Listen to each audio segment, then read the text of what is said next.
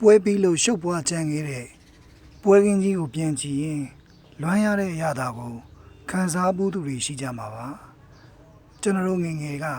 ပုံလေးကကလေးတွေလိုပဲပွဲပြီးနောက်တည့်ရက်ပွဲကင်းဟောင်းတဲ့စီပြန်လာပြီးဆွေးမြေ့တဲ့ခံစားမှုတွေရှိခဲ့ကြဘူးတယ်မင်းညကလို့ဒီလိုနေရာမှာလူတွေအများကြီးဇက်စင်ကြီးရဟီလို့မီးရောင်တွေကထိန်ထိန်ကြီးလို့စိုးကြကကြဟောအခုကြပြန်တော့တိတ်ဆိတ်၆ကဲပြီးကျင်းခဲ့တယ်ဖြစ်ချင်းနောက်မှာပြက်ချင်းကတောက်လျှောက်ကက်လျက်လိုက်ပါလာခဲ့တယ်ငယ်ငယ်ကတော့ဒါပွဲမှုပါတခြားဟာတွေတော့မပြက်တော့ပါဘူးလို့ထင်ပြီးပြောစရာတွေရှာခဲ့တယ်ဘယ်ပြောစရာမှမမြင်တာတွေ့ရပြန်တယ်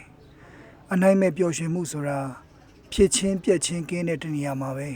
ရှိနေမယ်လို့သိလာခဲ့တယ်မဖြစ်တော့မပြတ်တော့မဲ့တနေရာစီရည်ရင်မှန်းရင်ဘဝကဝေးလိုက်ဝါလိုက်နဲ့အသက်တွေတောင်ကြီးလာခဲ့ပါပေါ့